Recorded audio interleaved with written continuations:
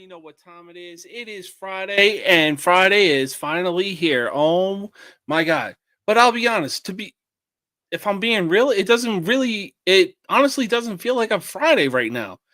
For some reason, it feels like a Thursday. You know what I'm saying? But as the weekend approaches and as college football games and NFL games are upon us, there's a lot of things to talk about. There's definitely some sensitive issues worth talking about, but we're going to get to them in just a bit. For right now, don't forget to click the link in the description of the video and be sure to click on the tab that says Linktree No Mercy Sports. And look, the holidays are coming up.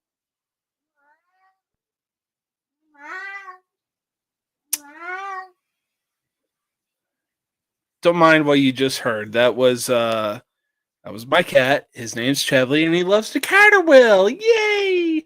Anyways, be sure to click the tab that says TrueVictory.com. It is veteran-owned, veteran-operated. The holidays are coming up, and I'll tell you what, right freaking now, they have a lot of awesome stuff that you're not going to want to turn away from. They have some awesome t-shirts, they got awesome apparel, they got awesome decals, and they got awesome accessories. Now, once you have found what you're looking for, be sure to use code NoMercySports15 for 15% off your entire purchase. Now, having said that, as the new year approaches, I plan to get back into the gym sometime soon. And one thing that I'm going to do to utilize getting back into the gym is Beachbody. That's Beachbody or BODI. So be sure to use that if you want to get back in. If you want to get back into the gym, kind of lean into it versus going into an actual gym and thinking you're fucking Superman. But hey, look, they got workouts from beginner, intermediate, and expert. And man, oh man, I've crapped on them for so freaking long that once I started doing Insanity, I was proven wrong in a heartbeat. But once you have found what you're looking for, be sure to use code JamesKBody, BODI, for 15% off your entire purchase. Now, let's get into tonight's episode. We got a lot of things to talk about. It's going to be a fun time. It's going to be an awesome time. And as you already know, there's people waiting backstage to talk about what needs to be talked about. Let's get into it, baby.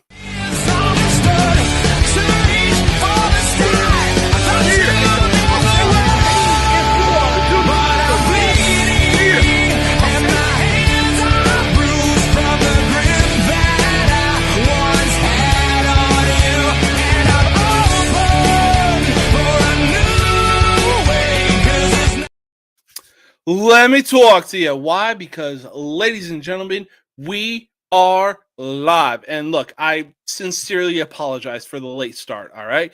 You know I don't do this on purpose, all right? Okay? But, hey, we're here. We're going to be talking about what needs to be talked about. That's the only thing that matters. For right now, let's bring on our first co-host. We're creatures of habit. We can't live without it. We don't have to answer to anyone. We're chasing the rabbit like creatures of habit, and no one else knows where we're coming from. Oh, okay. I see you, big man. I see you. This was a surprise from me to you. Rocking the I love it. Jersey. Hey, I can't help but do the Tommy DeVito. You know what I'm saying? That is awesome. That is awesome, my man. I fucking love it. But you already know we got one more person waiting backstage, and here he is.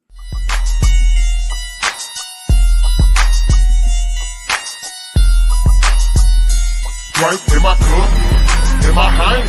Oh, from my youth, cause they know I'm the man. Oh, from my youth, cause they know I'm the man. Oh, from my youth, cause they know I'm the man. Right in my cup, in my hand. Oh, from my youth, cause they know I'm the man. Oh, from my youth, cause they know I'm the man. Oh, from my youth, cause they know I'm the man. Drink in my cup, in my hand. Blow on my dude, cause they know I'm the man. I'm in the VIP cause I'm very important. Unfortunately, I see some niggas I can't stand. So I step to them suckers, think in front of them like I should. We can settle this now, we can settle this in the hood. So what y'all wanna do? I gotta... Big Mac, what is going on, my man? How you doing? What's up? How you I'm doing been? good. I'm doing real good. What's up, Hell fucking yeah. Undefeated. Yeah, but have you really played anybody that really gave y'all a ram for the money? I mean, Penn State should have, but they kind of shit the bed. Illinois, Texas, It was a dominant win over the UCLA. Notre Dame. Look, I will say this. At least when Bama was running things and they were facing ranked teams, the games were actually close. Yeah, but the thing is, it's like they beat UCLA 10-48. It's not like they beat Purdue 34-10. The Penn State 14-38. Wisconsin 0-34. Illinois 16-34. Like these are all double-digit leads. Like it's not like it's any of these are close. They are fucking pounding these moments, and they're going to play Rutgers. They're going to crush Rutgers tomorrow, and then Michigan. They're going to go to Michigan, and they're going to win in Michigan. I sincerely doubt that.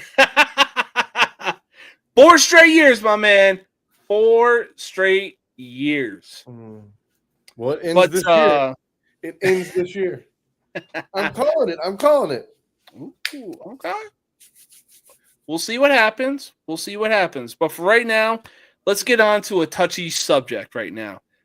Chester Bennington, Chris Cornell, Kurt Cobain, Kyren Lacy, and now most recently Marshawn Kneeland. I mean, look, the list goes on and on and on when it comes to sport players and mental health. What do they all have in common? They were battling mental fucking demons. Just because you see a smile on somebody's face doesn't mean you know what's going on, doesn't mean you know what's happening on the inside. Look, men's mental health is no joke, and the numbers are there to prove it. Yet some people want to treat it as a joke because they believe guys should suck it up and move on. Hell, I know this because when I was in El Paso, mentally I was battling some fucking demons. I really was. I'm not even going to deny that. It really took up until the 2023-2024 deployment of my company to actually go seek help. I was that bad. But having said that, in any case, should men's mental health be taken more seriously after what happened to Marshawn Kneeland?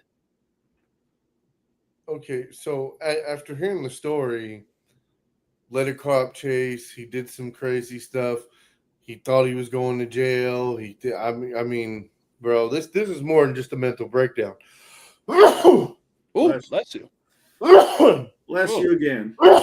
And a third time. Okay, there's your first strike. Listen. By the way, I should not glitch at all. I now have Verizon Fios. Ooh, my man. Like the Xfinity reign is over. I mean, look, my wife and I are on an Xfinity. Maybe it's a Chicago thing. No, Xfinity had a pretty much a monopoly on Baltimore City that literally just ended like 6 months ago. Oh, so it was a 50-50 kind of thing? No, I mean, so it's pretty much as if you have to have satellite to get anything else.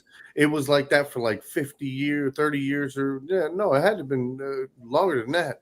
My whole life living in the city, you had to get the Time Warner cable, Xfinity, Comcast, whatever you want to call them. That it's all one big branch company. But oh, that was a big one. That's a hiccup.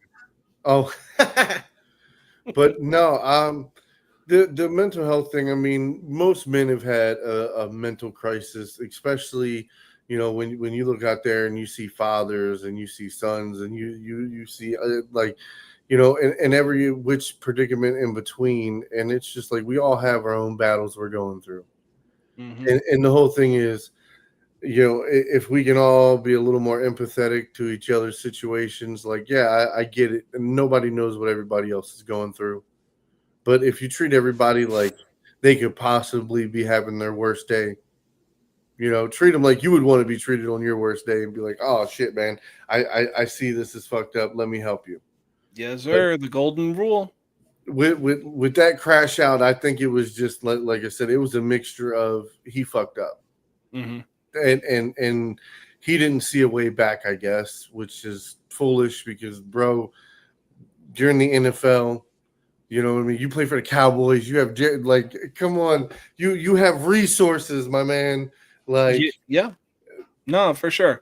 Look, I am more than willing to reach an arm out if somebody is going through some mental health issues, but if they decide to take a permanent solution to a temporary problem route, just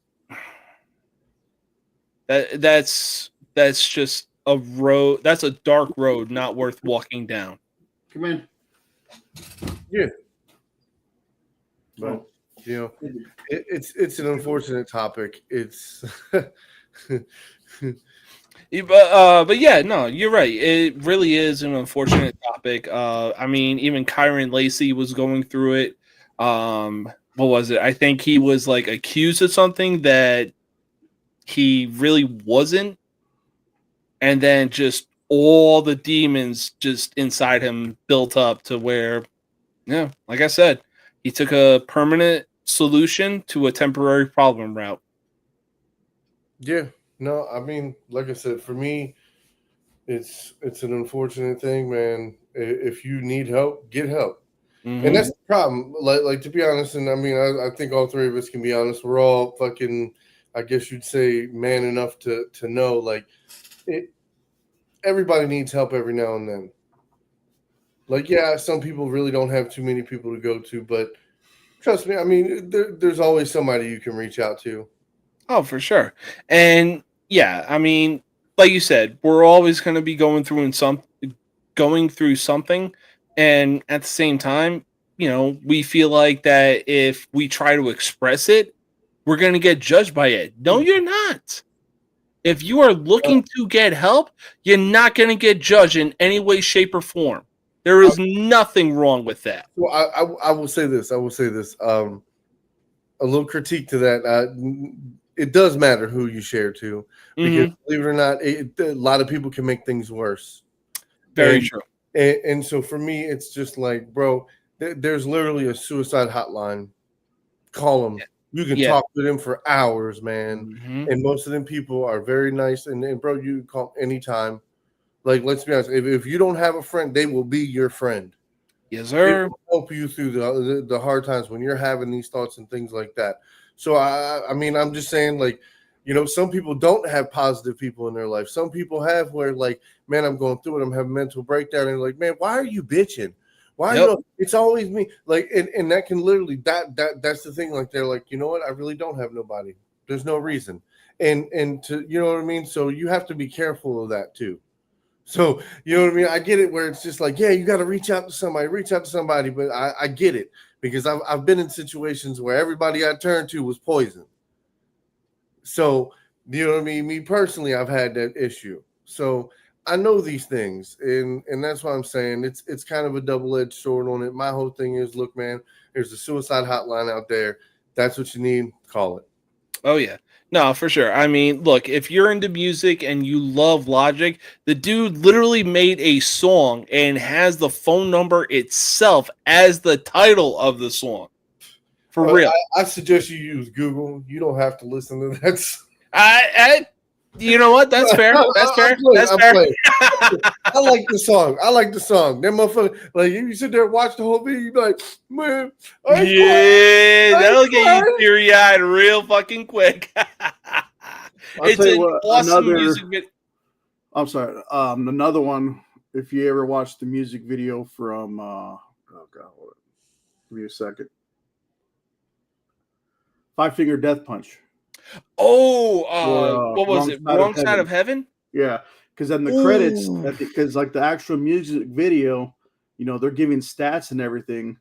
You know how much research you got to put into that kind of music video? Yeah. Look, I love Five Finger Death Punch, and I love that they stand with active military veterans, and making sure that veterans that are homeless, make sure that they get the help that they need.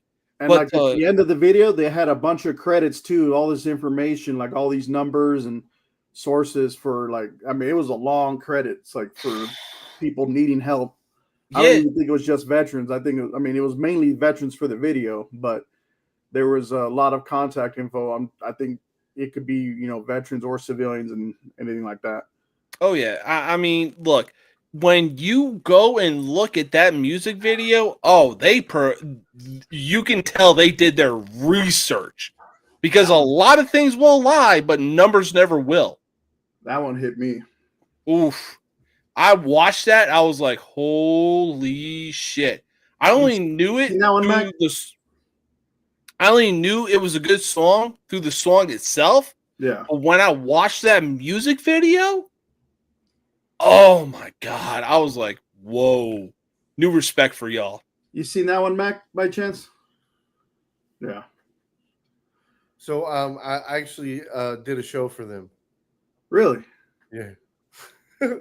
At Soundstage. It's nice. It's dude, like hell yeah. There's probably in Baltimore, there's probably like 6 decent sized arenas that most of these bands will come and play. You know what I mean? Maybe a 3-4 hour set and then roll out of town. Yeah. It's a nice it's a nice quick money grab. I mean, shit, you got what, 3,000 to 5,000 people paying, $100. So I mean, I know it's a good rock scene up there too, especially if you're close enough to Ohio, home of the Hollywood, or not Hollywood, Rock and Roll Hall of Fame is what I meant to say. There you go. So to have everyone come to Baltimore from all around, especially the base is already out there, and you have all the metalheads at the bases, make the little drive over there too. Well, see, you got to understand, it's the beautiful stop, because you have New York, then you have New Jersey, then you have Philadelphia, then you have Baltimore, then you have DC, mm-hmm. and then Jersey mentioned. And if you want, you can even slip over to Boston for a quick one too. Yeah, if you want to get into a fist fight with a Red Sox fan. Huh? Usually Boston would be first or Boston's last, because they either start south and go north, or they start north and go south. Mm-hmm. Hey, look, I will say this. I lived in Massachusetts for 1.5 years, but I can ultimately say, if you are a history buff and you want to go to somewhere like Salem, Massachusetts, or even Plymouth, it is definitely worth checking out. I lived in Plymouth for 1.5 years, and to this day, I will still never get tired of going to downtown Plymouth, seeing the ships that came across from, Spain? And then on top of that, actually seeing Plymouth rock.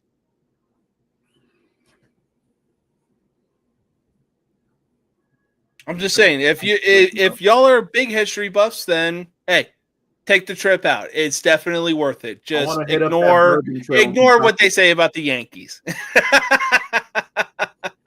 Like, I'm gonna be screaming it with them.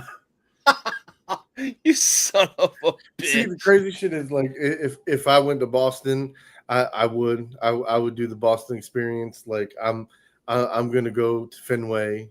You know what I mean? Like, that's what I would do. That's the only thing I would ever care to go to Boston for, is to go to Fenway. Anything else there is just like, okay. Fair enough. All right, but let's move on, because we got some hockey to talk about. Now, look, the list continues to grow for the Great One, Alexander Ovechkin, as he has now added 900 career goals to his resume after passing Gretzky last season. And let's be honest, passing Gretzky in the NHL is there's no words to describe it.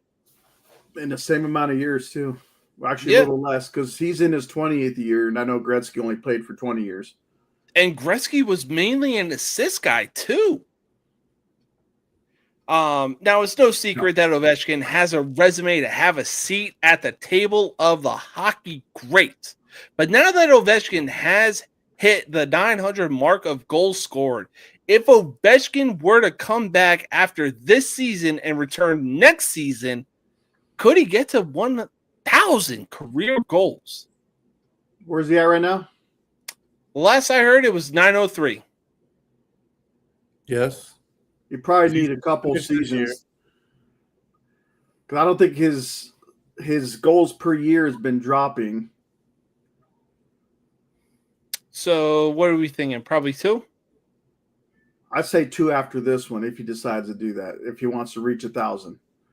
Because if you think about it, he would need 40-something more goals and then another 50 the next season. I mean, we'd have to look at his goal count for the past 5 seasons to see it. I mean, if Yager would have stayed, he probably would have got 1,000 goals played for 40 years. I mean, oh God, what is he on? He's like in his 38th. Oh my God. Granted, he's not on the NHL level right now. He's on some like professional European league, I want to say. Yeah. But still, 38 motherfucking seasons. Like, how old are you? 35. Yeah, so he's had a 3-year head start before you're born, and he's still playing. That's crazy. Yeah, no, Jaromir Jagr definitely deserves a seat at that table as well because, man, 38 full seasons as a starter, and you're still playing at that type of level? Well, I mean, I'm sure the league over there right now for him is probably being lenient on him because, they don't want to be responsible for his death by one good check. That's true, but hey, I'll tell you what, I'm pretty sure he could take a good check. Yeah, paycheck. All right, so we're going to move on from some hockey, and we're going to move on to some college basketball. Why? Because, baby, welcome to Connecticut, that early colonial settlement. They got the rings, and they assembled the fellowship, and the Huskies going hard until they get it. Be careful if you choose to ride alone with them Huskies riding with the bangs out. College basketball is back, and what a start it has been to the quest of the greatest college tournament of all time. It's not even close. I'll take March Madness over anybody any day of the week, and I will die on that goddamn hill. You're taking who? As far as playoffs go, I'm putting March Madness practically over any playoff atmosphere. It's debatable, but oh yeah, I mean, obviously, because it's at least top 5. See, the whole thing is like I will say yes. I'll give you top 5. Yeah, because we all get a little pumped for March Madness and it gets a little exciting. But my whole thing is baseball playoffs. Way more it's way more because it doesn't matter who it is. Every year there's some surprises. Okay, yes. Because when it gets down to the end of the year, and you're like, oh shit. These teams are right here in contention, and then next thing you know, they keep winning and winning and winning. And you're like who had Toronto in the World Series? Who? I'll be honest, I really didn't. That's what I'm saying. That's crazy.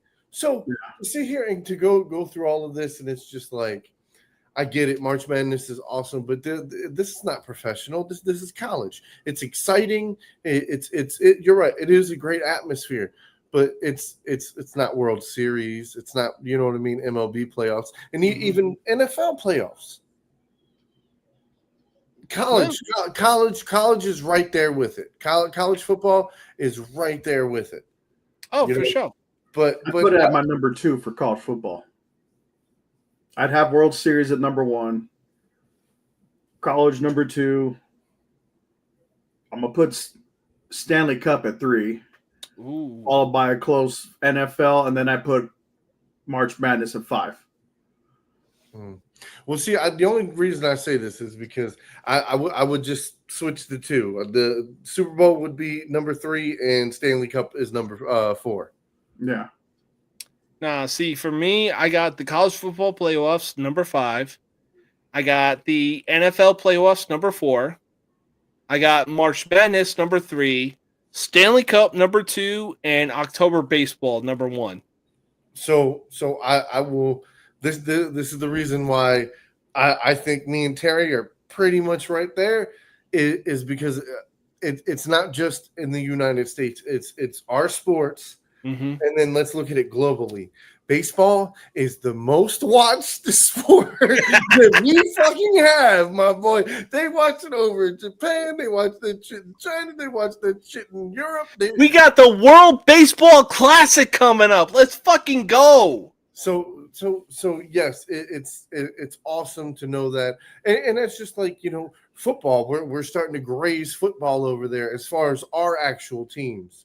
So it's like we're making more fans over there. So when you sit here and you realize how many people are actually watching this, and it is, and like I said, if for me it's just like then you have the NBA playoffs, and again that's another global thing. So it is. You're talking about March Madness. March Madness is close to the top 5, in the top 5 for some, but I would not put it like top 4 in the top 5. You could argue number 5 spot for it, but that's just me personally. That's my argument. You know what? That's fair. And hey, everybody's entitled to their own opinion. There's no judgment here. I think soccer would get more attention if the World Cup wasn't every 4 years. If they did like every 2 years, maybe then it might get a little more attention. But oh yeah, no, that's a fact. But like I said, look, college basketball is here, and the quest to the greatest college tournament or college basketball tournament of all time is underway. Now, UConn was on quite the roll from the start this season, but they would end up coming short, losing to 4th-ranked Arizona. Despite the loss, can UConn be the team that not only takes out Purdue or anybody else in the 2nd-ranked and 1st-ranked of the top 25 standings, but can they also dethrone the defending champs being Florida? I don't know. It's not basketball season yet for me.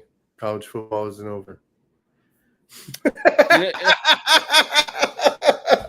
You know what? That's fair. That is fair. College football season ain't over. You're absolutely right. I haven't moved on to the next sport. it'll start to pick up steam after like late January, early February, because then you're like everyone's trying to rush to make the big dance. Right now, it's just like everyone's playing the non-conference games. I'm not gonna lie. I read the first section, scrolled. Read some of the middle section, scrolled. Read the end section.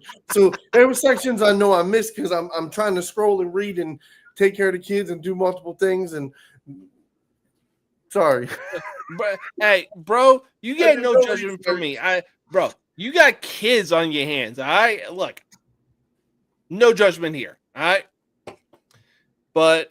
Man, oh man, it's going to be so much fun to watch college basketball. But I will say this. Earlier this week, if you didn't get the news on your phone, whether you have ESPN or Yahoo Sports, and look, if you're in the Dallas area, there is some rejoice to be having in fucking Dallas as Nico Harrison has been fired.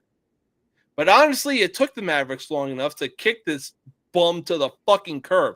Nico should have been fired on the literal fucking spot that the Luka trade went through.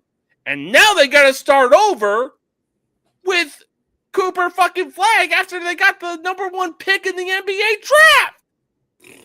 Now the Mavericks are 4-12 right now, while Luka is thriving in LA and the Lakers sit at 11-4. Did the firing of Nico Harrison prove just how bad of a GM he really was? Yeah.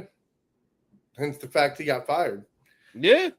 I can believe. I mean, I'm just being honest. Yes, you're like that. That was the most god awful trade I had ever seen in my life, and it doesn't even matter. The first round, like Cooper Flag, in my opinion, is not greatness yet. Close to great. I don't see greatness. I'm hoping for consistency at this point. Yeah, like I get it. And it's been some of these guys, they come in and some of them take a while. Some of them can get off and get going fast. So I'm not saying he's a bust. I'm just saying, if you can't average 15 points a night, at least every single night, and you can't average at least fucking 4 rebounds every single night. These are basic stat lines. I'm just saying my whole thing is consistency is key, especially when it comes to basketball. I'm a betting man. I will not bet on a player who cannot be consistent over 10 straight games. So if you're a 10-point guy, you're a 10-point guy. Hit your 10 points every single time. I get it. You're going to miss 2 or 3 shots a game. That happens. Even the best of them do it. But the whole thing is take good shots. Make sure you make your 8. You know what I mean? You're going to get 10 shots. Make sure you make 8 of them, okay? You get to the free throw line. Those are free points. Take them. And you know what I mean? Like if you're not consistent, then I'm sorry. For me, I'm just one of those guys. If you're a center and you don't average 6 rebounds a game, I mean, look, dude, everything you literally just said was straight up facts. And the reason why Nico really put it into his head and thought it was going to be a good idea to trade their franchise player to the fucking Lakers was because, he's injured. He can't stay healthy. He can't maintain weight. He can't do this. He can't do that. Yeah, no shit, dumbass. His back fucking hurts from having to carry that fucking god-awful team to the fucking finals last year. Like, are you serious right now? You literally traded away your best fucking player for a few draft picks and Mr. fucking Glass, a.k.a. Anthony Davis. And the only reason the Mavericks got the number 1 overall pick was because the NBA felt so god-awfully bad for them. They shouldn't have. They shouldn't have. No, I completely agree. The same way that the fucking Islanders should have gotten the first overall pick in the NHL draft. This is almost like a bad trade as when the Oilers traded Gretzky to the Kings. Ooh. They sent Curry. They sent McSorley. Basically all the studs from Oilers with the exception of Messier. And for who? Look, you see my Christmas tree is up too, James. Hey. I had to show you ain't the only crazy person. No, my wife actually put that. All the Christmas decorations that are about to go up on the porch tomorrow. No, the wife actually put that up. I got home from work one night, and that was the literal first thing I saw when I walked through the door. I was like, I had to pause for like a good 10, 15 seconds. That was Marley. Marley was like, "Oh, Daddy, I want to put up the Christmas tree," and Nia's like, "Yeah. Can you bring that up? You know what I mean? I need you to bring up all the stuff." So I had to drag all that stuff from underneath the closet, and underneath the steps, and so that's a whole chore in itself. But yeah, no, getting ready for Christmas already. Hell yeah. I mean, look, there's a lot of things going on, but on top of that, we got some football going on. We're going to take our first commercial break, and we will be right back, y'all.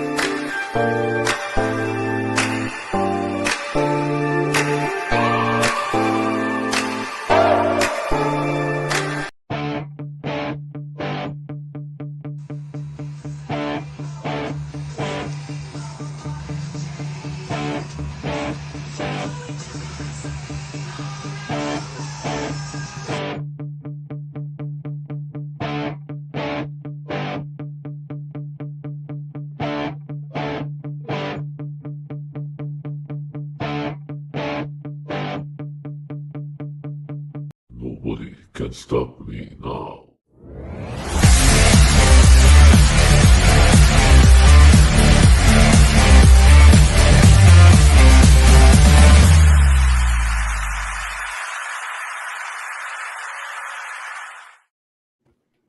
All right. Welcome back. And look, football season is in full swing, and wow, what a season it has been. But good God Almighty, the Patriots may be back, because honestly, it was somewhat expected.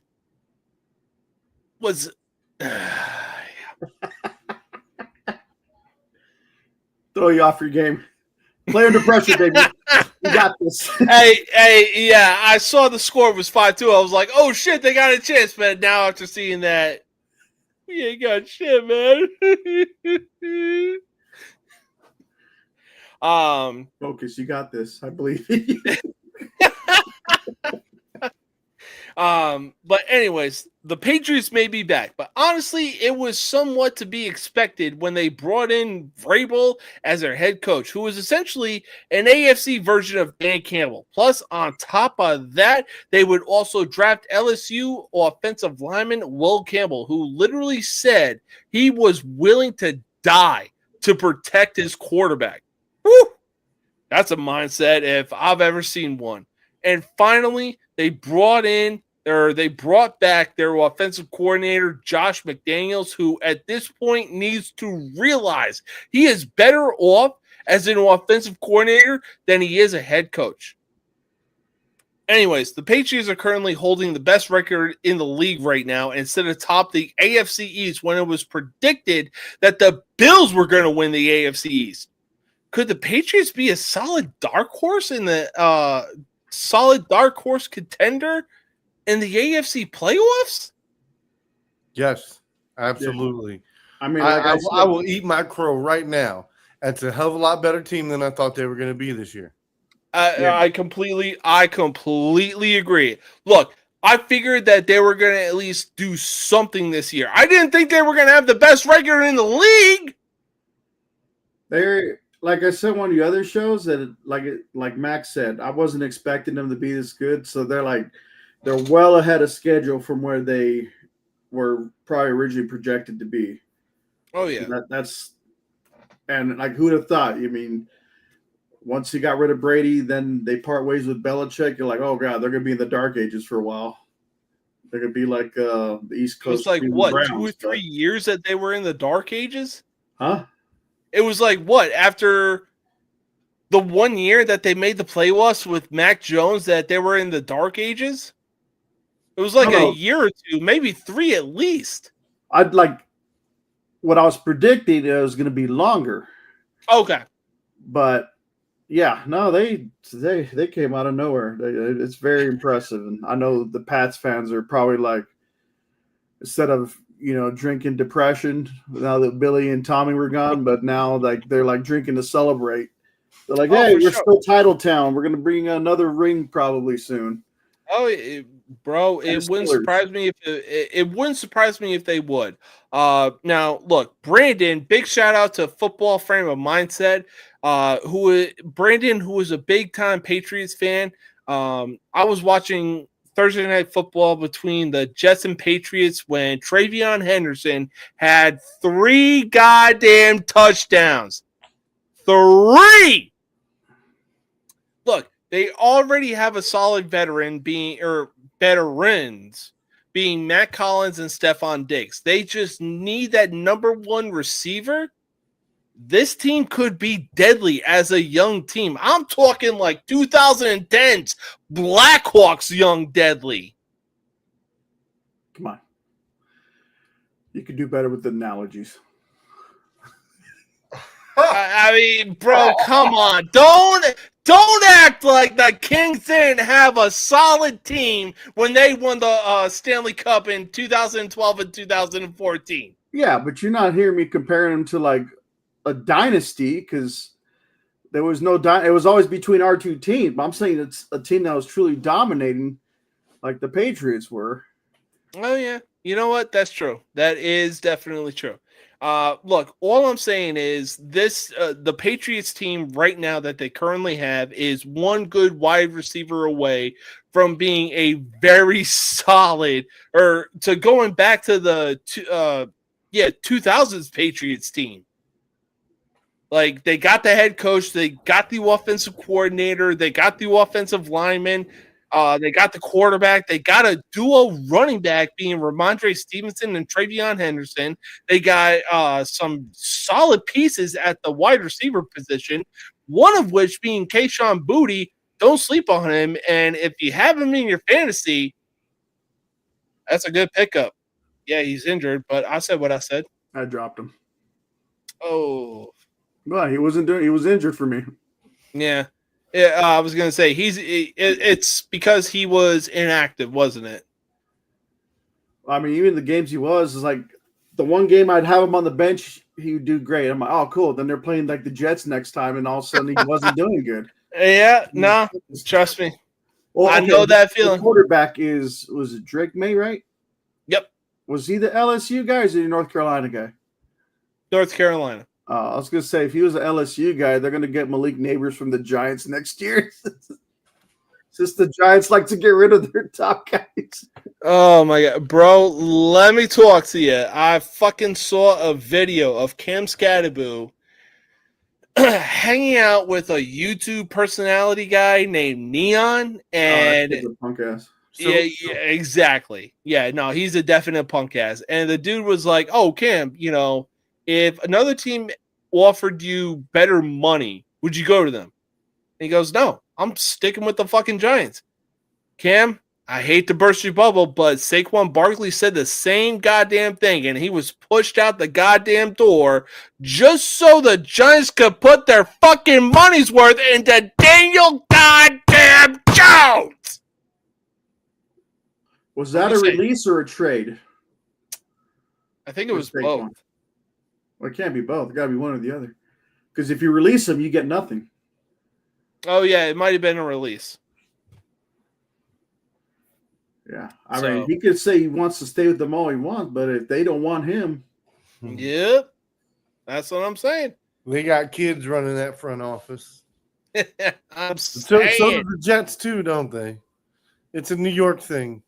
Well, at least the Giants are actually doing better than the bet. It's a New Jersey thing.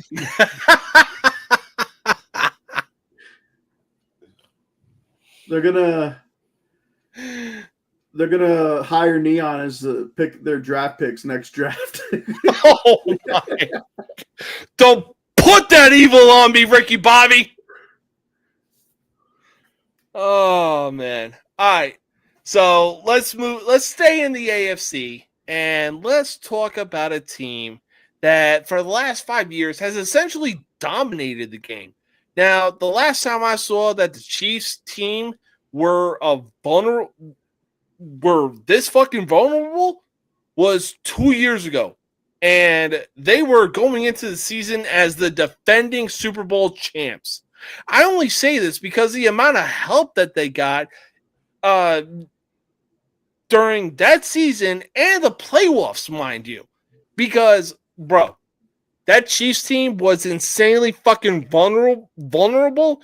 Ain't no fucking way in hell they should have made it to the goddamn Super Bowl that year to go back to back.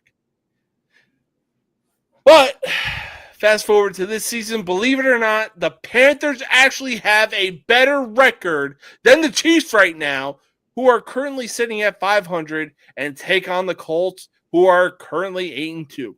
If the Colts walk away with this win, could this be the beginning of the end for the Chiefs dynasty?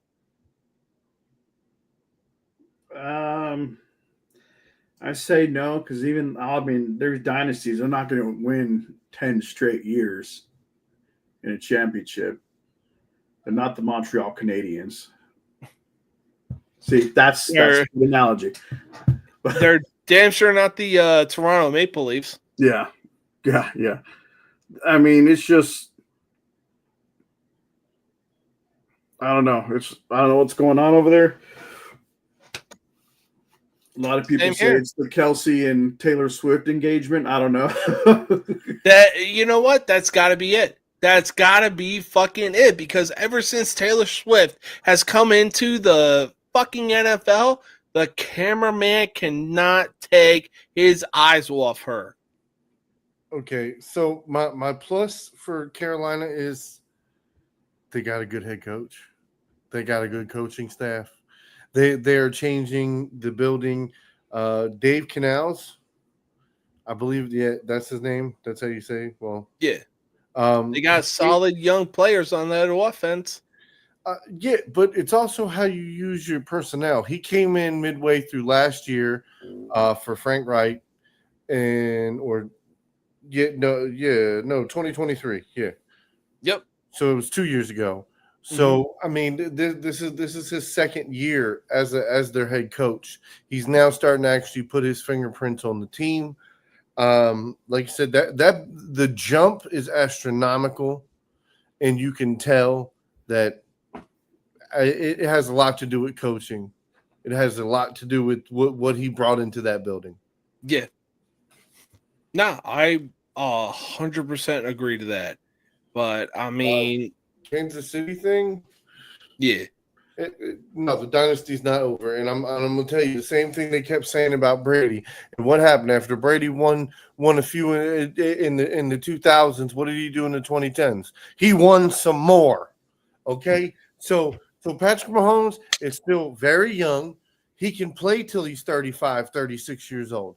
You know what I mean? So in that thought process, you have to understand this man still can get 2, 3, 4 rings if he wants. But then again, it also depends on who's on his team. Are they healthy? All of these variables, the NFL script.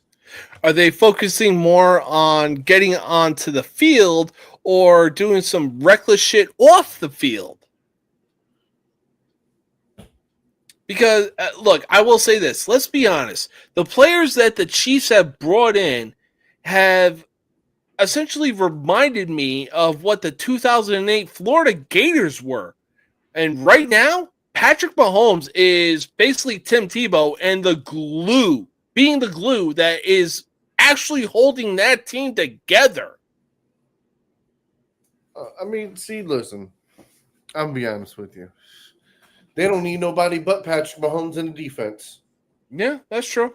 Like, Patrick Mahomes is like Aaron Rodgers was when he started hit between around 2008 to 2014. You take Aaron Rodgers then, it's just like Patrick Mahomes is now. It didn't matter who. He made Jordy Nelson a fucking star. Don't get me wrong. Jordy Nelson's a good fucking player, good football fucking player. But Aaron Rodgers' pinpoint accuracy, he helped make all these other motherfuckers. Like, let's be honest. Jordy Nelson, what did he do after the Packers? I don't remember. Randall Cobb, what did he do after the Packers? I don't remember. Look, I will say this. Jordy Nelson went to the Raiders. The rest, as they say, is history. Aaron back after the Raiders. Jordy Nelson made Aaron Rodgers look like the quarterback version of Chris fucking Kyle. That man was sniping shots and dropping fucking dimes. I dare you to tell me otherwise. Just like hold on. Let's go to Tom Brady. Okay, we got Wes Welker, we got Danny Amendola, we got Edelman. Yep. So again, these guys on other teams are special teams players. They are not the stuff. They are not the guys that they are going to do. Like you know what I mean?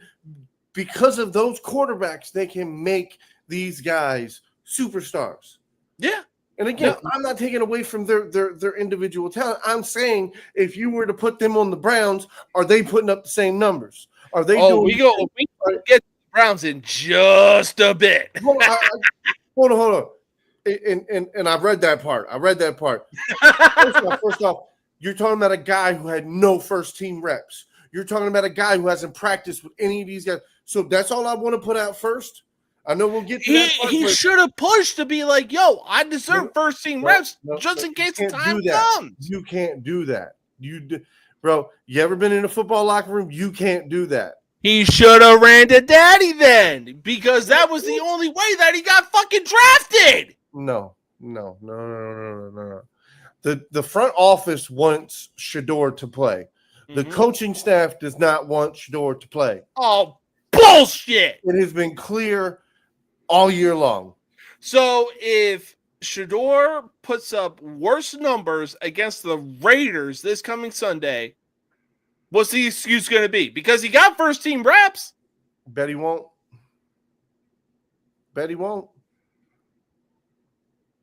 So you're saying that Shador won't put up better numbers when he made his debut? Oh no. I'm saying I bet he won't put up bad numbers again. Okay. No, he's not. Listen, I'm not saying he's going to go out here and fucking throw for 250 yards and he's going to throw for 2 touchdowns and you know what I mean. No, I'm saying he'll probably throw for a touchdown, keep that running game going because that's a hell of a running game. I don't give a fuck what you. If you ain't got a front fucking 4, you're fucked.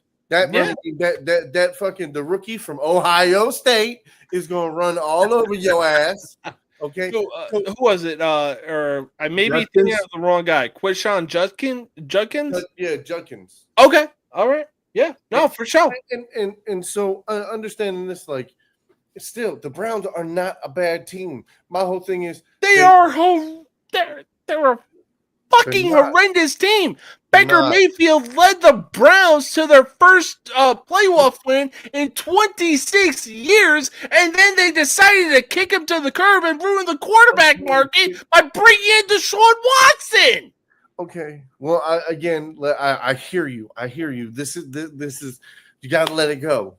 Let it go. Let it go. My neighbors could hear him. I'm not turning into fucking Elsa and letting that shit go anytime soon because I'm sorry. They had a solid fucking quarterback being Baker Mayfield. They had a solid quarterback and they decided to throw him to the side and bring in the massage marauder who after 4 years, the Browns decided, you know what? Maybe we were in the wrong on this deal. No fucking shit. Helen fucking Keller could have seen that shit a mile away. Well, but that's not Shador's fault. No, it's not. And Shador's here now, and I'm telling you, they are going to run the ball. Shador does 3-step dropbacks. On that third step, as soon as that third step hits, that ball needs to come out. It find your guy, get the ball out, throw the ball away, let him run the ball again. Like it's going to be strategical. Trust and believe. If he's had all the first team workouts, he's sitting here. They've had to give him all of the time to prepare. He's got the tablets. He's got the plays. He's done it physically. He's done it mentally. He's looked at every tape. He understands the checks. It's he's a smart kid. Look at what he did in Colorado. You can't just and the whole thing is, yes, Deion is his father, but Deion is not there. Deion is not holding his hand. Deion is not sitting here diagnosing plays with him and doing all this shit. He's a grown ass man, bro. And that's the only thing that pisses me off when people are like, oh, go run to your daddy. And he's not. He's a grown ass man. He's been playing football his entire life. Okay. Oh, yeah. You're talking about 15 years of fucking football. He is in the NFL. He got drafted for a fucking reason. They slid him down because they thought daddy was going to be hand in hand. Little did they know. Look at him. He's a grown-ass man. He's taking care of shit by himself. Daddy is nowhere to be found over there. Like, yes, I'm sure they talk on a regular basis, but no. He's a grown man. There ain't nobody who. That's fucking weird, man. Even the people suggest that shit like Deion's going to come in and he's going to swoop in on the team and he's going to force and what the fuck kind of retarded shit is that? Deion is the most fucking cool football motherfucker you could know. And you're going to expect him to want to fucking ruin a franchise, take over a franchise? That's fucking... Bro invented swag in the fucking 90s when he played for the Cowboys, the Falcons, and the San Francisco 49ers. This dude was untouchable. He was a two-way athlete that easily gave Bo Jackson a run for his money. I dare you to tell me I'm wrong. You're wrong. You're wrong. Wrong. Ooh, wrong. Okay. Listen Who could have matched Bo Jackson? Football, it was like right there for Bo Jackson's career. But baseball, nah, bro, it was here. It was Deion was good. But Bo was great. Oh, okay. Great. You know what? That's fair. That's fair. I really thought you were going to go in a different direction, but like when you mentioned that Bo was just that fucking good in baseball. Say? The hardest thing he's ever done was try to hit a fucking baseball. And people want to fucking crap on baseball. Now, hold on. I will say this though. If you're fucking taking 10, 20, 30,000 pitches a fucking year, you should be able to hit the ball. Yeah. Listen, I'm not saying they're all going to be winners. That a lot of them ain't going to be ground balls or whatever, but you should be able to hit the ball. You should be able to find the ball.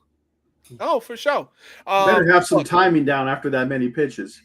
That's all. I don't care if he hits singles. You get it. Like if my big ass got on base, I'd be happy at the pro level. They have the slowest. Absolutely. I run a 40-second 40 for God's sakes. I think that could be all said for all three of us. Nah, I'll give you guys 35. I still race Mikey. I can run about a 5-second 5.1. Ooh. Yeah, I got to keep up with Big Boy. Dude, I only weigh 314. I literally weighed myself before we start the show. Man, I can't help but give you the Tommy DeVito fucking notion. I'll drop down to 309 from 340. Hell yeah. But hey, this jersey but hey, the Cleveland conversation is going to be saved for just a bit. For right now, speaking of Bryce Young, the Panthers actually have a winning record and look surprisingly good. May have taken some years for the Panthers to find a rhythm, but hey, Rome wasn't built in a single day. Right now, the Panthers currently sit at the second place spot in the NFC South, right behind the division-leading Tampa Bay Buccaneers, who have been in a slump recently. Can the Panthers actually give the Bucs a run for their money in the NFC South? If the Bucs don't get healthy, yes. But I think all you need is another receiver. If you can get Godwin back and then get Bucky to split the workload between him and Sean Tucker, then I could see him getting back to like what they were at the beginning of the season. That was starting to dominate again for that division.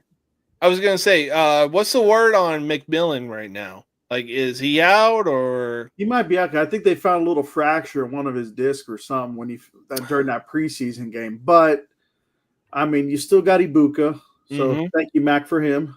You still got Tez Johnson. So yeah, Tez Johnson, that was a surprise one. And then Even you when got- Egbuka went down, Johnson stepped the fuck up. yeah. So props to him. And they said I'm not sure if it's going to be a regular season return or postseason, but they already showed Mike Evans practicing. He didn't have no pads on, but he was going through some of the catching drills. Okay. Because if you think about it, the Bucks have not been completely at full strength this year on offense. Because when Mike and Ibuka were here, Godwin was hurt, and then when Godwin returns, Mike gets hurt. Yeah. And then Bucky, and if we can get Bucky, even Rashad White, he stepped up quite a bit in his absence. And Sean Tucker. So you get those three receivers and those three running backs going. Holy shit, look out, world. Now, look, I will say this. Nobody, and I mean nobody, in the modern day version of football has earned a record more than Mike Evans did, going for 12 straight 1,000-yard seasons, especially getting the blessing from Jerry motherfucking Rice, who is arguably the greatest of all time at the wide receiver position. It really did suck seeing Mike Evans go down, but hey, you know what? At least he's okay with being like, you know what? I tied Jerry Rice. I tied a record that nobody is even going to come close to matching anytime soon. Yeah, I mean, that is true. So, but let's move on to what we were talking about earlier. You fuck. Woo! I saw that perk up. Anyways, once again, the Cleveland Browns continue to show what a joke of an organization and a football team that they are, mostly at the quarterback position. Let's look back at the last 10 years of big names of quarterbacks that they've had. They drafted Johnny Manziel in 2014, 2015, and the hype around him was insane. But in the end, it didn't work out. Later, it was brought to light that Manziel studied zero game film, and he was just out there fucking dilly-dallying. Fast forward to 2018, the Browns would bring in Baker Mayfield with the first pick. It took some time for Baker to get some traction under his feet, but in 2020, Baker would lead the Browns to not only to the playoffs, but their first playoff win in 26 years. So, for the Browns to show their gratitude, they kicked Baker Mayfield to the fucking curb and ruined the quarterback market by signing Deshaun Watson to a fully guaranteed contract, only to realize 4 years later, they actually figured out that they made a big fucking mistake. Well, if he would have had the massage therapist. Well, you know what? There's a massage his knees and ankles rather convention than that just stop happens at the waist. Anyways, now fast forward to this year, and the Browns would take Dylan Gabriel and Shedeur Sanders as their quarterbacks. Needless to say that ESPN, Fox Sports 1, and even social media exploded of where the Browns got Sanders. And now, even during the preseason, when Sanders threw a preseason touchdown pass against the Carolina Panthers, mind you, ESPN and FS1 fucking exploded, making sure that they were going to pressure the Browns into making sure that Shedeur Sanders was going to be the quarterback moving forward. Well, the Browns decided that they were going to move on with Dylan Gabriel, who actually put up some numbers, mind you. Now, fast forward to last week, where Dylan Gabriel would be taken out because of concussion protocol. Enter Shedeur Sanders. Now, after Sanders would make his debut against the Ravens, he would finish the game going 4 for 16 with 47 yards, 1 interception, and 2 sacks. As the game against the Raiders draws closer and Sanders was named the starter, if he doesn't improve, going into this game, despite getting first team reps, will the Browns have shown just how ridiculous of an organization they truly are? No. And here's why. They already did that with the Deshaun Watson trade. You know what? You're right. So, I mean, it's basically at this point, it's expected from them. Yeah. Yeah. And on top of that, I saw something on social media where it was said that Shedeur Sanders is going to be the 42nd starting quarterback since 1999 for the Cleveland Browns. 42 quarterbacks since 1999, mind you. They went downhill when they got rid of that Iron Man, Vinny Testaverde. Oh, Testaverde was a fucking Iron Man. Unfortunately, he spent the best years of his life with the New York Jets. That's all right. He had to stop in Baltimore too. Oh yeah. And Carolina and Dallas. Hey, he's like a rock band, you know. He's hitting up spots for that easy paycheck. Hey, I'll tell you what. Play NFL Street 2. I guarantee you're going to see Testaverde on the Dallas Cowboys. With his little Italian Jerry curl too. He did. But let's talk about the main piece right now, being Shedeur Sanders. He is currently getting first team reps, and he should have asserted himself to be like, yo, give me first team reps just in case, God forbid, something like Dylan Gabriel going down to concussion protocol happens. So I'm fucking ready, and the offense knows my fucking cadence. I mean, I agree. It's just, I think if he was going to try to push the issue, they might have been like, you know what, you're back down the list again. Because of who he is, because of the reputation of his dad and him. Happened. What's that? That's exactly what would have happened. Yeah. Yeah. So I think this time he's taking a more humble approach, which I'm happy for him. He's being patient. He's getting time to study stuff. And obviously he's going to study a little more, but once he gets the thing going, and then, obviously you're going to need a couple drafts to get more weapons. Yeah. Look. Like I said from the beginning, I have never wished but nothing but success from this kid. Unfortunately, he is on the team where a quarterback's career goes to die, being the Cleveland Browns. This dude needs to be set up for success and goes to a team where they actually have the right amount of players to be like, hey, we're just a quarterback away from being this good. Well, I mean, let's review with them.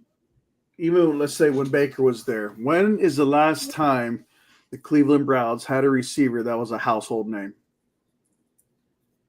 Ooh. I mean, right now? I think the closest Beckham one. and Landry. Huh? Odell Beckham and Landry. Yeah. Well, I wouldn't say Odell Beckham, like, as far as – because that was like Odell after his prime and after all his injuries. Yeah, and that 1,000 yards. The 1 year he had over 1,000 yards. Well, keep in mind, this was also the same Odell where the Giants said, we're not going to trade him anytime soon. The Giants signed him to a contract, and then about 3 weeks later, they traded him to the goddamn Cleveland Browns. Mm-hmm. Oh, they want to get some value out of him while he still had it, I guess. Yeah. Because why get rid of somebody for free for someone else to pick up for cheap when you're like, hey, I could get a pick for him. Whether they make it or not, that's on them. But wasn't that when he got caught with all that in that video with the on the boat? No, at the hotel. Oh, that was the first one. I thought that's right before they traded him. That video surfaced where he was in the hotel room with the girl. And they had a big bag on the bed.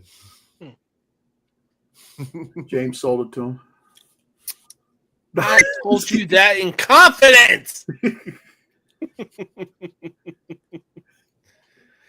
But yeah, I mean, look, the Browns continue to show just what an embarrassment they are as not only an NFL team, but also in organization. And look, all I got to say is if George Sanders doesn't put up better numbers against the Raiders than what he did when he made his debut, he might be labeled a fucking bust. But at the same time, the fucking excuses are going to come pouring the hell in. And I guarantee people are going to keep doubling down saying that he was set up for failure. I mean, there's going to be excuses from both ends, no matter what. My whole thing is he's going to go out there and he's going to play like he always has. Okay, he's going to give it his best. Being that, again, he's not going out there calling the plays for himself. He's running the plays that they give him. Mm-hmm. So in a way, they have to set him up for success, but at the same time, he has to make the plays and execute. Oh, for sure. Now, the interception that he threw, 100%, he got the shit knocked out of him as he's throwing the ball. Listen, tip passes and when you get hit as you're throwing the ball, those two, not really so much on the quarterback, especially when you're blindsided. You don't see it coming. So that's just me. You know, especially tip passes. I hate it because they're like, oh, he threw an interception. No, he didn't. The ball got tipped. I called it. Or if the receiver fumbles with the ball while it's in the air and ends up in the defender's hand. Yeah. I know too much about that. No, for sure. All right, so we're going to take our final commercial break.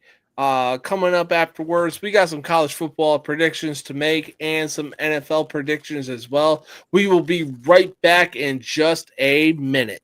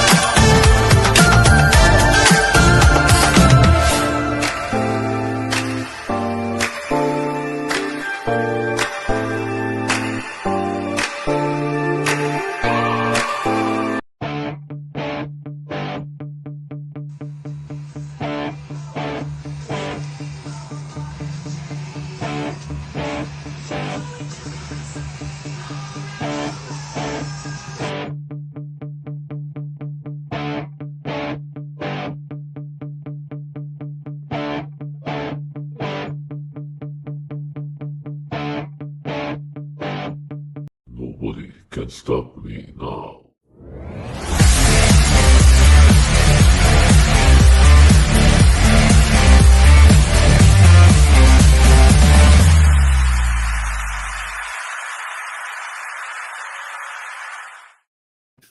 All right. Welcome back. You already know what day it is. It is Friday. And on top of that, we got the weekend approaching. Aside from that, we got some college football and NFL predictions that we need to make. So without further ado, let's get right into it. First game up, we got Rutgers going into Columbus, Ohio to take on the number 1 ranked Ohio State Buckeyes. Buckeyes. Yeah, that's a Buckeyes. Yeah, I'll take the Buckeyes as well. Next game up, we got Sanford going into College Station, Texas to take on the 3rd ranked Texas A&M Aggies. Give me the Aggies. Who'd you say it was? A&M and who? Sanford. Oh, God, yeah. Look, let's be honest. The only time Sanford is good is when it comes to college basketball. I mean, Stanford, Hartford, A&M by 50. You know what? That's fucking good. That is fucking good. Next game up, we got 22nd ranked Missouri going into Norman, Oklahoma to take on the 8th ranked Sooners. Oof. Give me Oklahoma. Mm-hmm. I'm sorry, Oklahoma at home. They had an injured quarterback, but the quarterback they got playing ain't too bad. Yeah, I'm gonna ride with him. I'm gonna ride with him at home. Oh yeah, for sure. I mean, if Missouri had any kind of chance, it would have been with the quarterback that got injured at the Vanderbilt game. Oh yeah. However, in this case, no, it's going to be almost as bad as Sanford and A&M. Oh man, he ain't lying, ladies and gentlemen. They both ain't lying. Don't get me wrong, I want Mizzou to win, but let's be real here. Yeah, let's be real indeed. The real deal is to pick Oklahoma. So, anyways, next game up, number 13 of Miami goes into Blacksburg, Virginia to take on Virginia Tech and their newly hired head coach being James Franklin. Yeah, but I'm going with Miami because it's the middle of the season. James, he's actually going to be on the sidelines now? Or is he got to wait till the end of the season? You know what? It honestly wouldn't surprise me if he was on the sideline. I mean, they did the whole head coach introduction and everything like that. So, I mean, either way, he's gonna need a good recruiting class, which I know he's capable of doing. However, in this game, it's like one of those too little, too late for Virginia Tech this year. this is true. This is most definitely true. Next game up, we got 6-4 Minnesota going into Evanston, Illinois to take on the 5-5 Northwestern Wildcats. I'll say this one's a close one, but I'm going to give the edge to Minnesota. Yeah, I'll give the edge to Minnesota as well. Were you frozen? Oh, I thought he froze. No, I was trying to find the game, but it's not top 25. I'm on the top 25 list. Oh, okay. Yeah, that's fair. So the schedule I'm on, I think it's like just all FBS, regardless if they're ranked or unranked or anything like that. So probably a little drop down. That's what I have to do sometimes to check the UCLA game. I'll check. All right. But you know what? Let's stay within the top 25 because we got Charlotte going into Athens, Georgia to take on 4th ranked Bulldogs. Georgia. Yeah. By a fucking landslide. Not even a question. Yeah, not even a question. They have it at 43.5 points. I mean, I don't think it's going to be 43.5 points. I think that's a little overkill.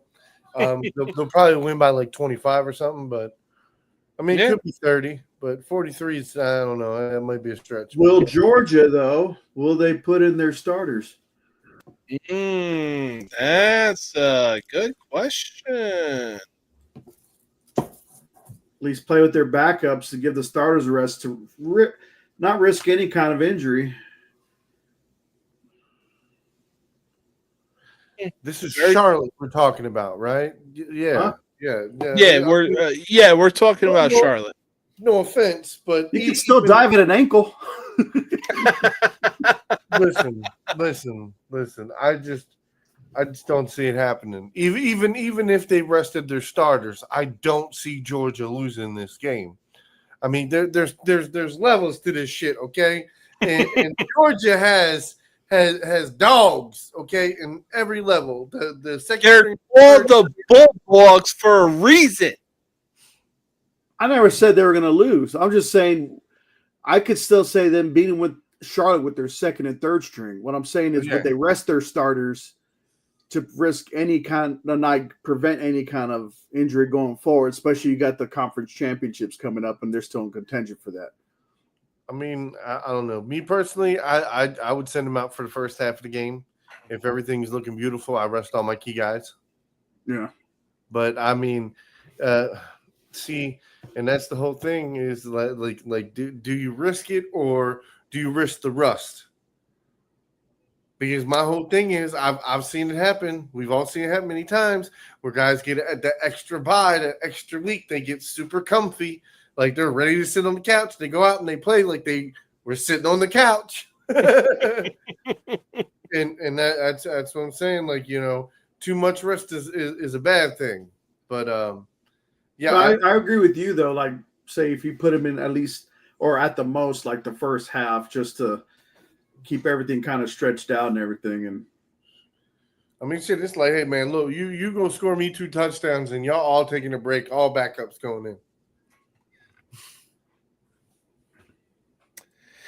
Oh man. So I will say this is a personal one for me. I'm not expecting your predictions on this one anytime soon, but we got Washington State going into Harrisonburg, Virginia to take on James Madison. And Washington. I was going to say, let me talk to you. I knew somebody in the fucking Navy who did me wrong leading up to my fucking wedding. I hope Washington State whoops that Duke's ass. Anyway, so I got the number for the chaplain if you want to talk to one. Anyways, next up, we got Eastern Illinois going into Tuscaloosa to take on number 10 Alabama. James Madison by 15, by the way, since you didn't ask me. You wanted to move on for a bit.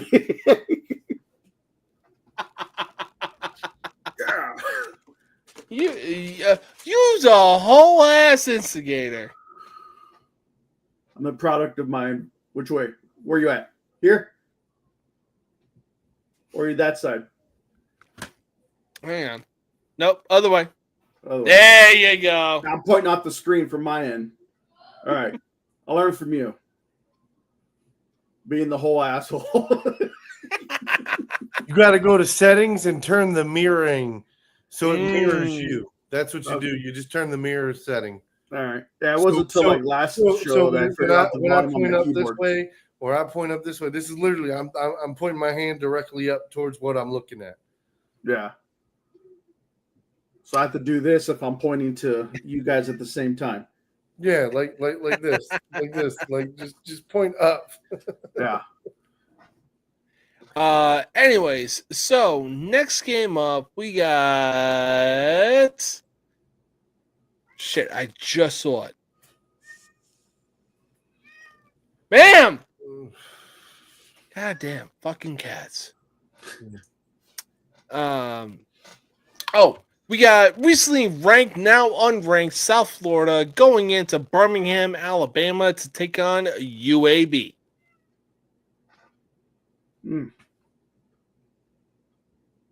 Not UAB.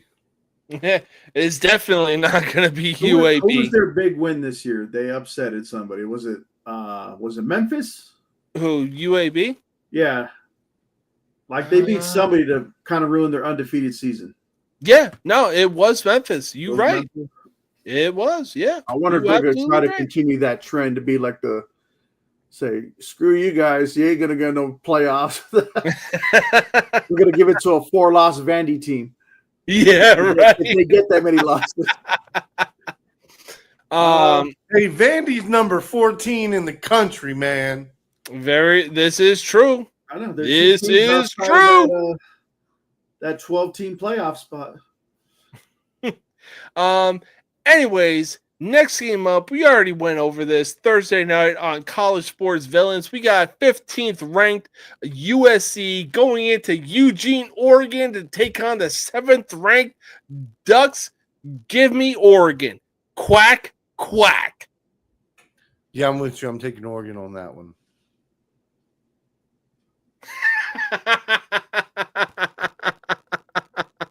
Fuck USC. I will pick Purdue.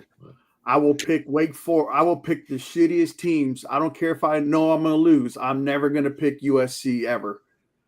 Go Ducks. Yeah, that's fair enough. But I will say this. Big shout out to the 89 people that are tuning in to this show right now.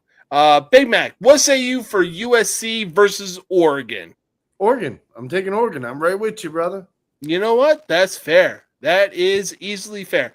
Next game up, we got Syracuse going into Notre Dame, Indiana to take on the 9th-ranked Fighting Irish.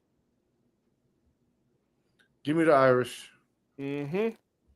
The Irish are going to make the Orangemen bend over in South Bend. God damn. So you're saying the Irish are going to make the Orangemen bend over and make them beg for it? They're not going to make them beg. They're just going to give it to them. Well, you know what? They're going to bend over in South Bend. Oh, yeah. You know what? Like Ice Cube, Notre Dame finna give it to Syracuse with no Vaseline.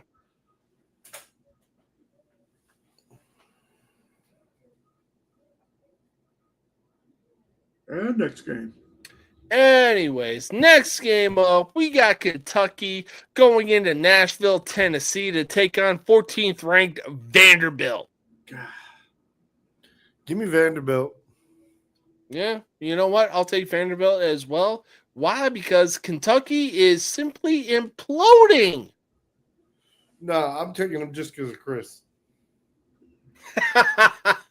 Let him have his win, man. Let him get them wins, bro. I mean, it ain't going to happen come playoff time, but let him get them wins, man. That's fair. We'll just hear it for the next 5 years on the sports show.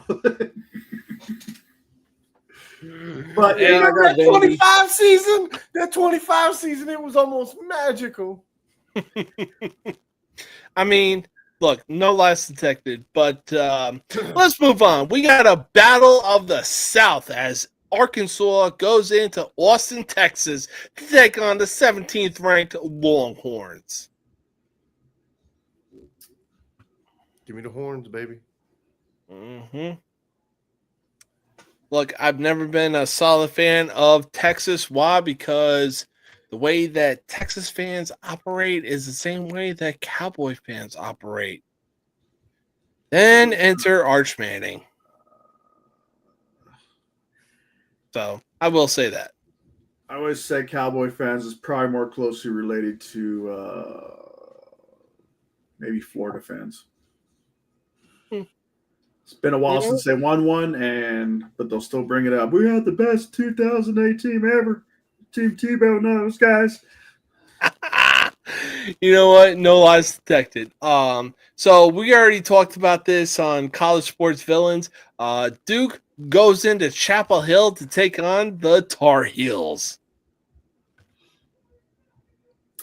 I got Duke in this one. Mm-hmm. I'm definitely taking Duke in this one as well. Look, I believe the whole philosophy, believe in Bill and everything like that, but the way that Duke has been playing football, yeah, I'm taking Duke. You're about to leave anyway. I got to bounce off here. I got an early morning. I gotta go get some stuff together. You guys have a wonderful evening. Let me know if you're up for Sunday. I have an open schedule for Sunday morning. Let me know. It was great seeing you, Terry. Hey, Awesome. I'm about to shoot you a message about your backdrop there. I want to get something like that done for me. Yeah, dude. We don't always have to see my printer, and I mean Dude, that stuff's cool, right, James? But Hey, look, I'm not going to deny it. That shit is cool. yeah. Hit me on Facebook. All All right, guys. Peace right. out. Your last Hey. name Campbell, right? Yep. All right. Hey, I'll shoot you his profile so you can message him. All But that was Good question. Spicy Big Mac Campbell. He loves to make some spicy parlays. So, yeah. If you feel like you have some money to spend, bro, Sunday morning, game day countdown with Mac and James is where you need to be because Mac knows what he's talking about when it comes to making parlays. Will they hit? I'll try Dependable. next season. Yeah. Let's see where we had. Oh, yeah. So next game up, we got 24th ranked Tulane going into Philadelphia, Pennsylvania to take on Temple. What's Temple's record? Here, I got you. I only ask because I'm not sure how well Tulane does in the cold. Yeah, so Temple is currently 5-5. Ooh. Give me Temple with the upset. Ooh, really? Yep. I don't think we're going to see like the small schools this year in the college football playoffs because they're probably going to fizzle out the end. Fair enough. There will be no Boise State this year. Next game up, we got Kansas State going into Salt Lake City to take on the Utah Utes. Utah.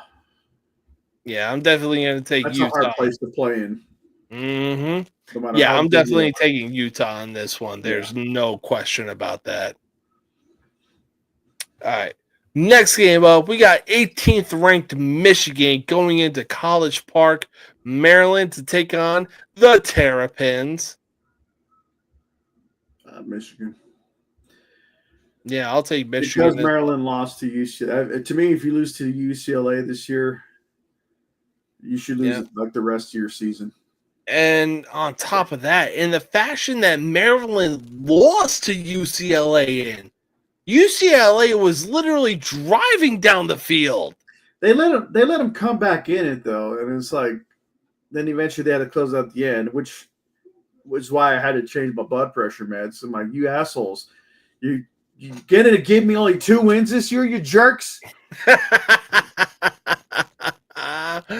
Oh, They're like, no, we'll give you 3 because we got Washington this week, and then the University Condoms the following week.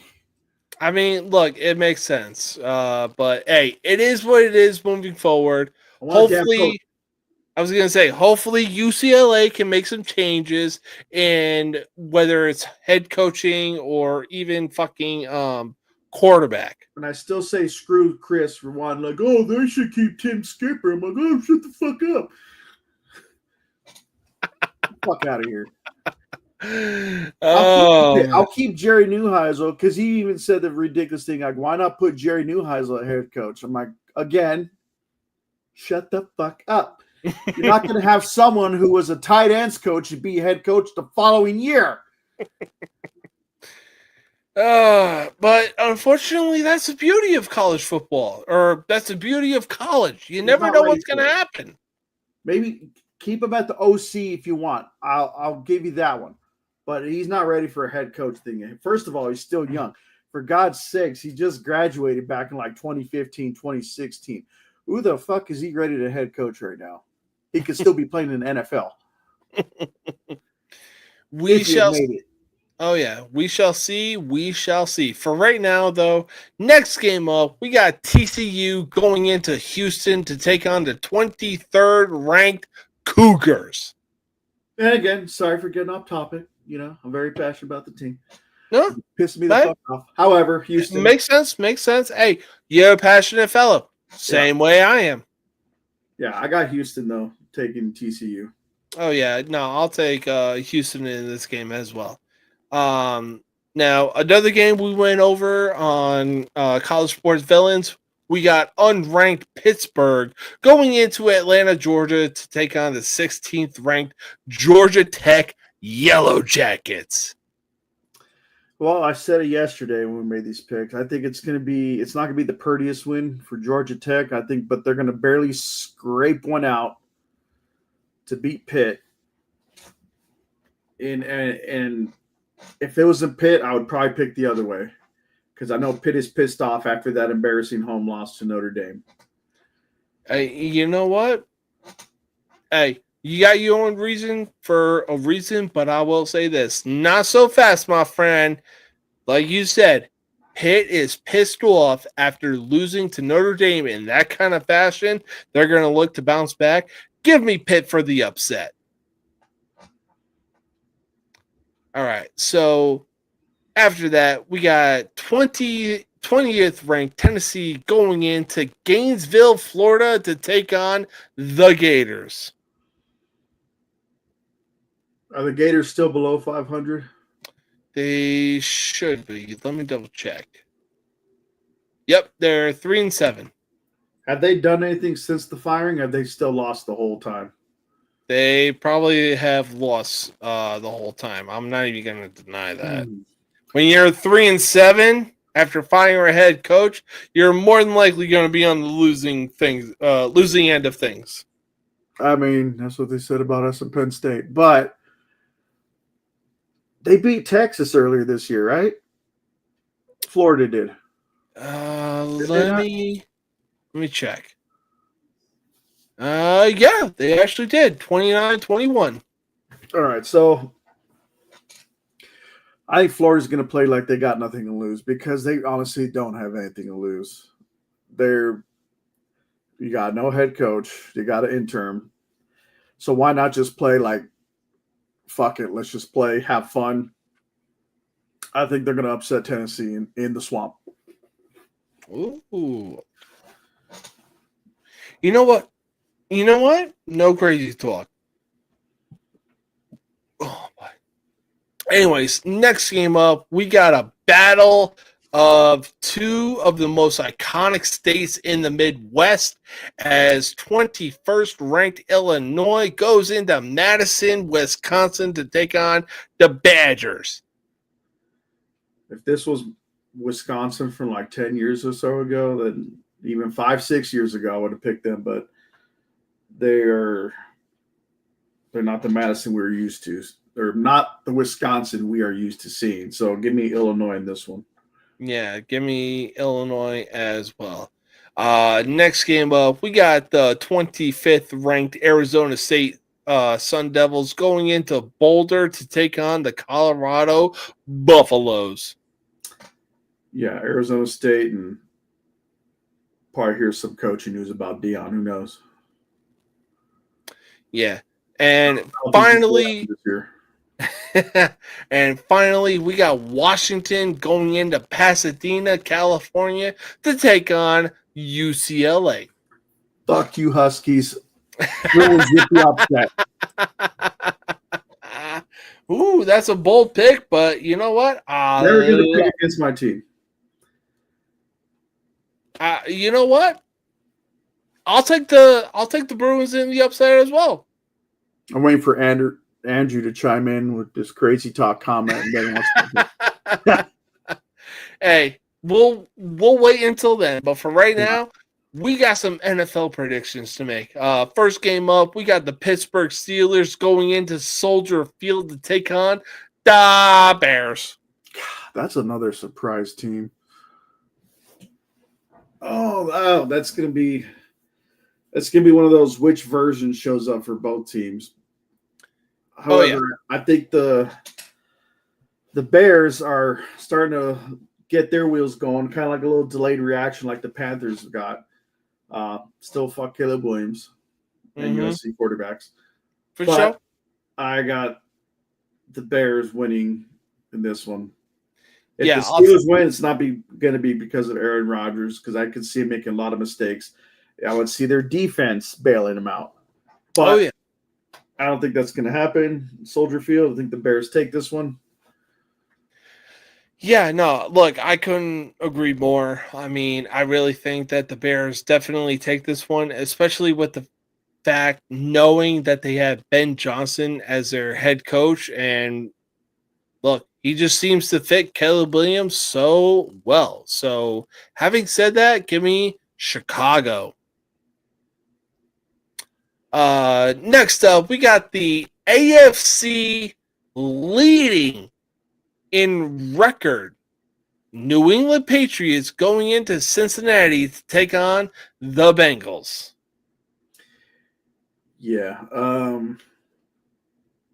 What's that thing Goldberg used to say, WCW, after he beat somebody? Not who's next.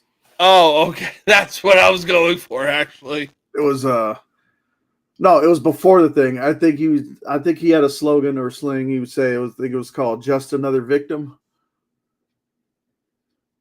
Might have been another wrestler, but that's basically what's going to happen with the Bengals. They're going to be just another victim on this Patriots marching along. Oh, yeah. And don't get me wrong. I like what the Bengals are doing right now, especially with Joe Flacco as their quarterback, but it's hard to beat the Patriots when Josh McDaniels is your offensive coordinator. Joe Burrow's going to get traded to Cleveland. That wouldn't surprise me, honestly. That would not surprise me. Now, I've been seeing this shit a lot around social media, and it fucking blows me away. Because how the fuck Tennessee isn't the first team that comes to mind when this is thought of. New York goes into Detroit to take on the Lions. And if New York loses, they are the first team eliminated from playoff contention. Really? Really? We're just going to sit here and act like Tennessee isn't a fucking one-win team? Well, you remember we checked the standings the other day. And Tennessee wasn't even the number one pick if the draft were to start today at that time. It was the Saints. But the Saints screwed it up by winning. So what I'll do, I'll take a quick little check on that one. And I think the Titans have won 2 games. I think. No, 1. Here we go. Moment of truth.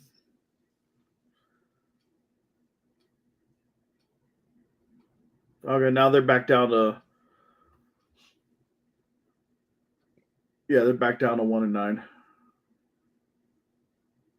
Jets have only won 2 games, but was it? Yeah.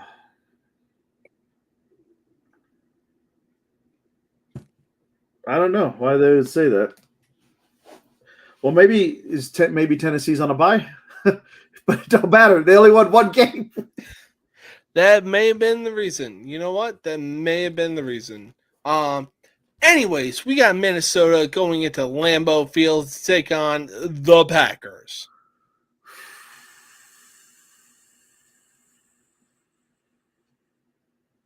I'll get the Packers, but not by probably as much as what people are expecting. Unfortunately, as much as I hate saying it, I'm going to take the Packers as well. Why? Because I don't believe in J.J. McCarthy. Now, having said that, there is a quarterback that I believe in that the Vikings should have stuck with, as Sam Darnold and the Seattle Seahawks go into Nashville and take on the Tennessee Titans. I mean, we might as well just say next game because we already know how that one's going to go. We might as well say next game as well because we know how Indianapolis going into Arrowhead Stadium versus the Kansas City Chiefs is going to go. See, I don't know about that one. Yeah, I mean, yes, the Colts are doing great this year, but it's like, first of all, it's in Arrowhead. How often do you see the Chiefs lose in Arrowhead? True. Now, if it would have been before Mahomes, then you would say, yeah, all the time. That's why they got Mahomes. But I will still say I'm going to go with the Colts on this one, but it's probably going to be either A, turnover by Mahomes, or B, a last-second field goal by the Colts. Yeah, no, that doesn't sound too crazy because when you look at the Chiefs game against the Broncos, yeah, it really could end up that way. Mm-hmm. Anyways, Mile high. Next up, we got the New York Jets going into M&T Bank Stadium to take on the Baltimore Ravens. Ravens. Yeah, Ravens, not even close. So now moving on, this is probably the one game that a lot of quote-unquote analysts are dubbing the game of the week as the Cleveland Browns with Shedeur Sanders as their starting quarterback go into Allegiant Stadium to take on the Raiders. Game of the week for what? The number 2 pick? I mean, your guess is as good as mine. Oh, my God, dude. Bro, if you were on social media and saw the fucking shit that was going on of like, oh, the Raiders passed on Shedeur Sanders with this pick. They passed on him with this pick. They passed on him. It's like, so we're just going to ignore that 31 other fucking teams passed on Shedeur Sanders? Times 4 or 5 because he made it all the way down that far back? To the 5th fucking round! Like, are you fucking kidding me? How is that game of the week? Oh, my God. Well, the only reason I say game of the week is because of, like, all the sports personality people that are like, oh, well, you know what? Shedeur Sanders is finally getting some first-team reps, and on top of that, he's going into Las Vegas, so he's going to go in with an attitude. No, the fuck he won't! I mean, they're treating it like he's damn Mahomes, it seemed like, if they're trying to go in the game of the week. Bro, I swear to God. We're forgetting who the Raiders have. Now, I'm not saying that the Raiders are going to win. Yep.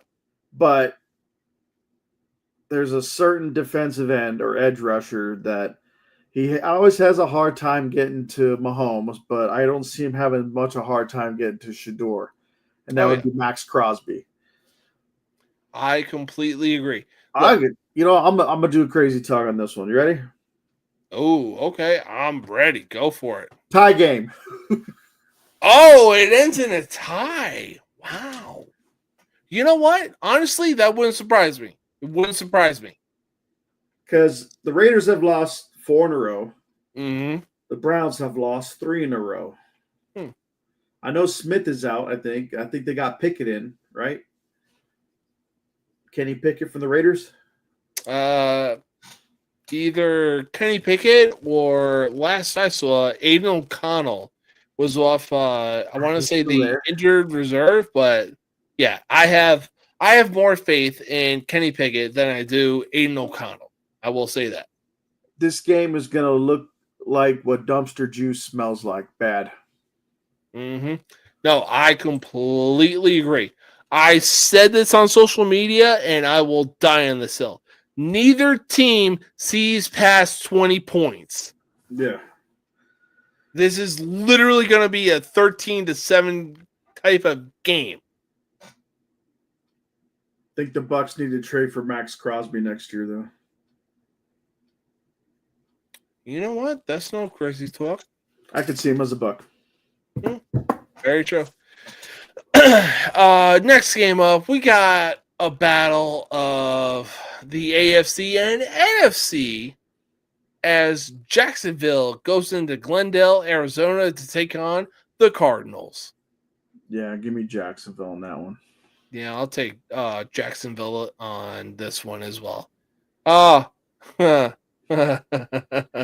There is, with this next game, there is a literal motherfucking reason I have stopped watching and even listening to ESPN and Fox Sports 1 for that matter. Why? Because with this next game coming up, oh, God, I hope this team proves everybody wrong who bet on the other team, as the Philadelphia Eagles go into Arlington, Texas to take on the Dallas Cowboys. Mind you, 3 out of the last 4 Cowboy wins have come by way of losing fucking teams. Yeah, I got the Eagles in this one. Oh, Is this their first meeting? Let me tell. Because if it is, I'm gonna say they're gonna split it, because in the second meeting, probably in Philly, Eagles are gonna rest their starters because they know they clinched. Oh yeah. No, it's their second meeting, because to open the regular season, the That's right. Eagles and Cowboys faced off, and the Eagles won 24-20. Okay, yeah, I remember that now. Yeah. So Yeah, give me the Eagles for the sweep of their series in this one. damn fucking straight. Look, I hate the Eagles. I hate the Cowboys, but when the Cowboys have been on a winning streak, they are 4-5-1, and you got Greeny going on to First Take to literally flex and really believe that the Cowboys are going to beat the Eagles. Nah! You are sadly mistaken, you dumb son of a bitch. Bring me on ESPN. I will bury everybody worse than Undertaker did in his entire 30-year fucking career in a buried alive match. They're gonna beep a lot because they got the sense the whole thing. Oh, bro, trust me, I'm gonna beep a lot. Like you probably maybe get 30 seconds of.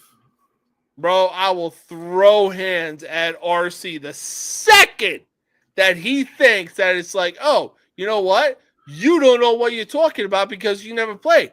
No, you're right. I don't know what I'm talking about, because I know what I'm talking about because I'm watching from the fucking sidelines, and I'm not going to waste my time arguing with somebody who has 2 accolades to his fucking career. Look it up. Ryan Clark has 2 accolades to his career: a Super Bowl champion and a Pro Bowl. That is it. Anyways, we got a battle in the NFC South as Atlanta heads to New Orleans to the Superdome to take on the Saints. Penix is out, right? He is. For the season? I believe so, on a torn ACL. Give me the Saints. Yeah. I like the dude from Louisville that's coming out with him. Now that, I mean, they're going to have to figure out their QB situation, though, because you got him and Rattler, but it's. You know what? Who they got? They still got Cousins over there? Yeah, they got Cousins for the Falcons, but you know what? I'll take the Saints as well. That's no crazy talk, for real. I mean, we predicted that Atlanta was not going to finish second at the beginning. This is true. Because the whole thing we talked about was a battle for second between Carolina and Atlanta, but then now Atlanta's falling back pretty quickly. Seems like. Yeah, I'd say so. Anyways, to the final game of Sunday, or for Sunday football, we got the Tampa Bay Buccaneers going into SoFi Stadium to take on the LA Rams. This game's going to get my blood pressure up because I know I looked at the injury report. I mean, Chris Godwin's questionable. Mm-hmm. Whether they play him or not, but I'm looking at some of the guys that the Rams have that are out. A lot of them on IR and like Atwell, but it's not going to be a blowout by any means. I could see one of those things to where Baker has to probably do a last minute, 2-minute drive, set up for a 50-yard field goal for Chase McLaughlin to win the game. And I am popping pills to get my heart rate down again. But still glad I got the Bucs at the W and the upset in this one. You know what? Yeah, I'll take the Bucks as well. I mean, look, I respect what Matthew Stafford has been doing with the Rams and everything like that. I respect that, hey, he's put himself in the MVP conversation and everything like that. But I mean, bro, at what point do you really think to yourself that hey, maybe it's time to hang it up because Detroit wasted practically your entire career? But he did get his ring. That he did. That he did. But There finally, my man was working the closing shift. But hey, that's fine.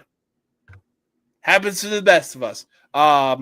Final game for Monday night. We got the Carolina Panthers going into Candlestick Stadium to take on the San Francisco 49ers. This could be one of those things. Which version again shows up for both teams? Shoot, I would have to. For that one, I think I'd have to look to see who's in and who's out as far as injuries. That's fair. Take a quick look. I mean, because they're both their records almost identical. Niners are 7-4, Carolina's 6-5.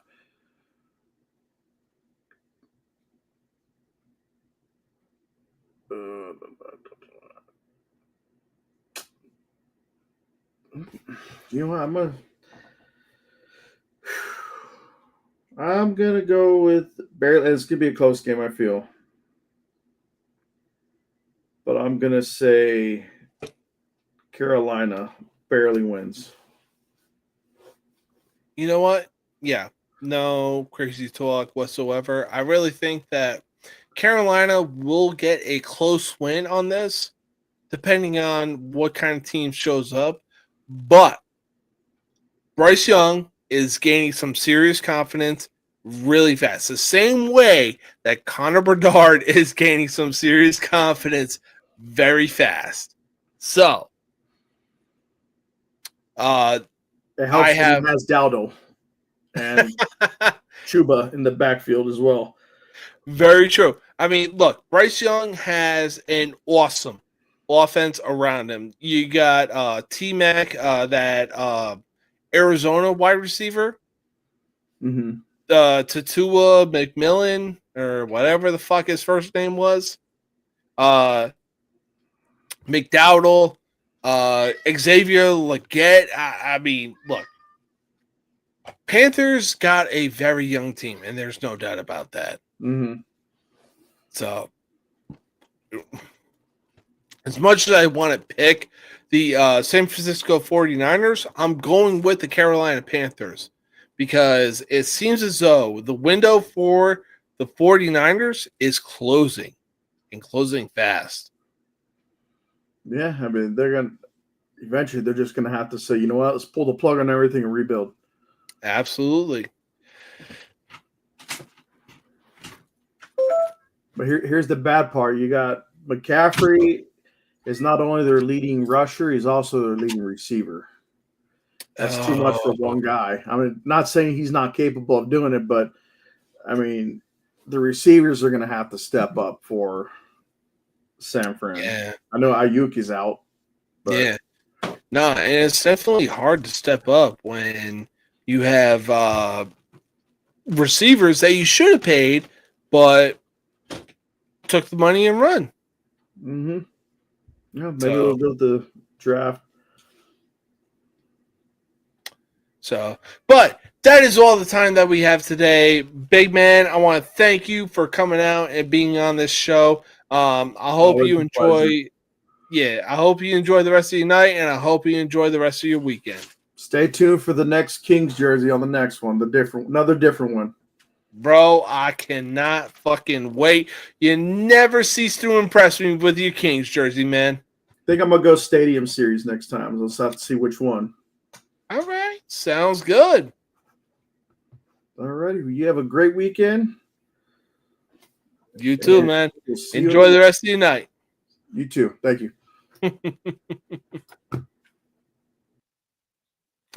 All right, so that wraps up another show of the most uncut, unfiltered, and uncensored sports talk show you will find on social media. I hope everybody of the 96 people that tuned in had a great time tonight and also enjoyed the topics that we got to talk about. Man, oh man. Look, tonight was fun, but the weekend is approaching. So I will say this: don't add to the population. Don't subtract from the population. Don't end up in the hospital, dead, or in jail. If you end up in jail, call a number that you know by heart, and then establish dominance quickly. It's not that hard to do. But have fun. Know your limits, but have fun. Until next time, peace out.